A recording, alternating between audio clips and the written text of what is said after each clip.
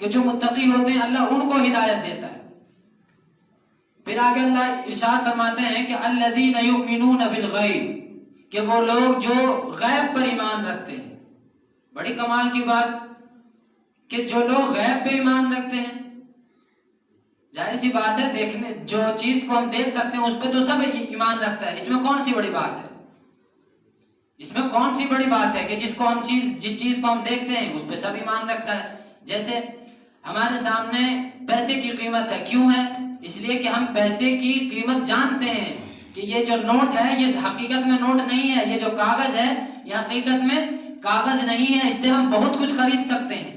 ہم اس کاغذ کی یعنی نوٹ کی قیمت جانتے ہیں، ہم اس نوٹ کی قیمت کی جانتے ہیں، اس لیے ہم اس کی عزت اور احترام کرتے ہیں، اس کو ہم حفاظت سے رکھتے ہیں۔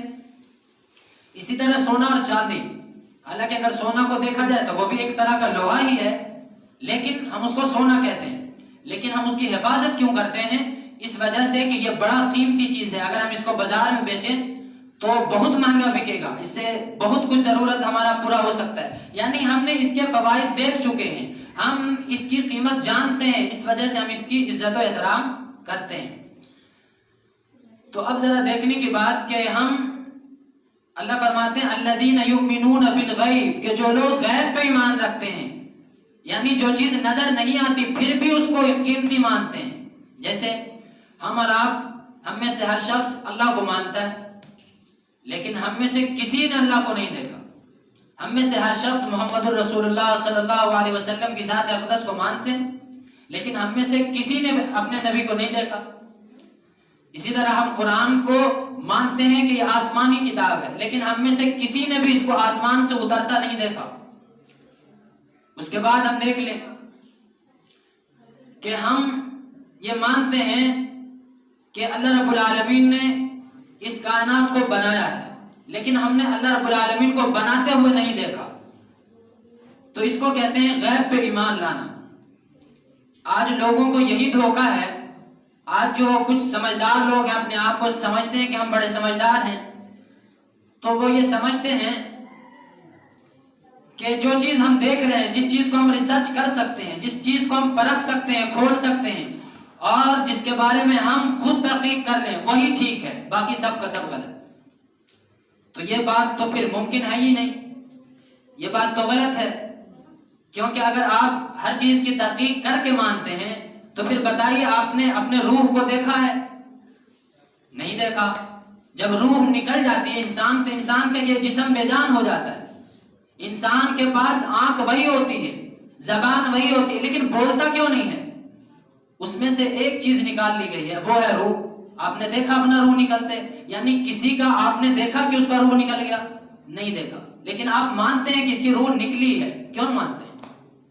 اس کی وجہ یہ کہ کچھ چیزیں ایسی ہوتی ہیں کہ جن کو ہم بغیر دیکھے بھی ماننا پڑتا ہے۔ دنیا میں ہم اور بہت سی چیزیں ہیں، ہم سانس لیتے ہیں لیکن ہم ہوا کو دیکھتے ہیں کہ سانس جا رہی ہے اندر؟ نہیں دیکھتے ہیں۔ اسی طرح سے ہم جب آواز بولتے ہیں آپ کے کانوں تک پہنچتی ہے، تو کیا آپ آواز کو دیکھ رہے ہیں کہ میرے کانوں میں آ رہی ہے؟ نہیں دیکھ رہے۔ تو اسی طرح کچھ چیزیں ایسی ہیں کہ جس کو بغیر دیکھے بھی مانا جاتا ہے دنیا میں۔ اللہ اسی کو فرماتا ہے الذین یؤمنون بالغیب، وہ لوگ جو غیب پہ ایمان رکھتے ہیں۔ کیسے غیب پہ ایمان رکھتے ہیں؟ یعنی اللہ کو نہیں دیکھتے لیکن پھر بھی مانتے ہیں۔